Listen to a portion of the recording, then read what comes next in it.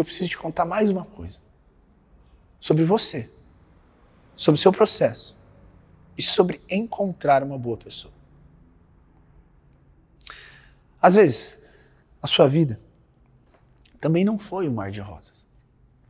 Às vezes você vem de uma família não tão bem estruturada.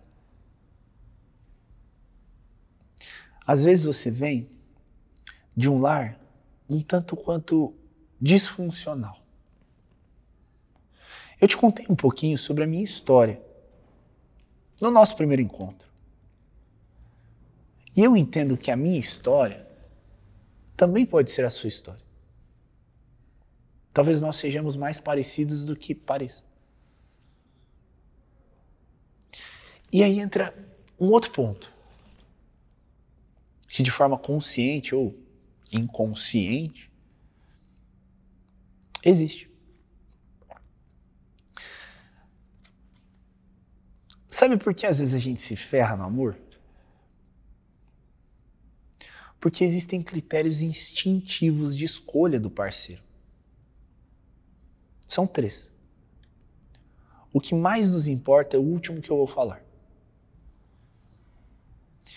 Existe a completude, existe o acolhimento e existe a familiaridade. O mais importante para a gente aqui é a familiaridade. O que acontece? Nós nos sentimos atraídos pelo que é familiar para a gente. Então, se eu vivi no meio do caos, no meio da desordem, no meio de dor, de trauma, de mãe gritando, de pai batendo, de pai traindo, o que está impregnado dentro de mim como algo normal é o anormal. E eu vou ser conduzida, eu vou ser levada a me relacionar com pessoas que são muito semelhantes às memórias, recordações e referências que eu tenho dentro de mim. Com relação à minha infância e à minha adolescência. Com relação aos meus pais.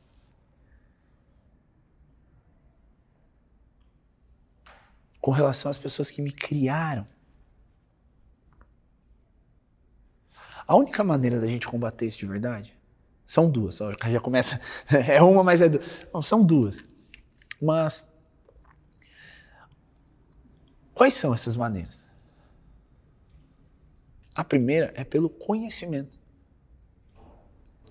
A nossa busca aqui, minha, com você, é te mostrar a vida de uma forma diferente. De uma forma onde o amadurecimento, onde a conquista, onde viver uma boa relação é fruto de um processo metodológico. Então eu estou te dando ferramentas para você se aproximar da sua identidade, construindo virtudes e vivendo uma vida diferente. Porque você vai ter novas referências. Então a gente combate as referências antigas com novas referências. Entendeu? Quando a gente lê o mundo de uma forma diferente, quando a gente estuda bastante, a gente vê coisas que antes não eram vistas. Entende? Se hoje eu for para os Estados Unidos, eu vou me virar. Por quê? Porque eu aprendi a falar inglês. Só que se eu chegar nos Estados Unidos sem saber falar inglês, vai ser difícil me virar. Por quê? Porque eu não conheço o idioma. A mesma coisa em relacionamentos. Se eu não conheço o idioma de uma boa pessoa, eu não vou ter afinidade com ela. Só que se eu não tiver essas referências em casa, eu vou precisar construir elas, tecnicamente. Certa vez eu fiz um conteúdo que viralizou muito, onde eu explicava os motivos de uma boa mulher se ferrar. E eu falava sobre a inocência. Cara, por que uma boa mulher se ferra no amor? Porque ela é inocente. Às vezes ela vem de uma boa família. Às vezes o pai dela foi um bom homem, às vezes a mãe dela foi uma pessoa legal. Mas eles criaram ela dentro de uma bolha, onde não deram para essa menina um referencial de maldade. Então Então, tipo assim, não mostraram para ela o mundo fora daquela bolha. Então, quando ela vai para o mundo, essa referência de que a maldade existe não está dentro dela. Porque ninguém mostrou que aquilo era real. Ninguém mostrou que aquilo existia. Eu não estou dizendo que ela tem que passar por um trauma, mas eu estou dizendo que cabe também a um pai orientar o filho com relação a princípios e valores sobre o que existe lá fora.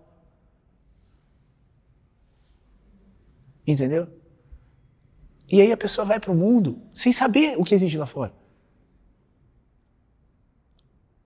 E aí, embora, né, essa referência interior se faça presente, ou seja, ela tenda a se relacionar com pessoas parecidas com o pai e tudo mais, pode ser que um grande filho da mãe se aproxime dela.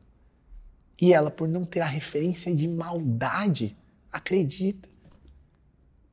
E o cara leva ela na conversa, porque ele parece ser bom, ele parece ser um homem como o pai dela. Mas aí ele transa e vai embora. E ela fica triste, quebrada emocionalmente.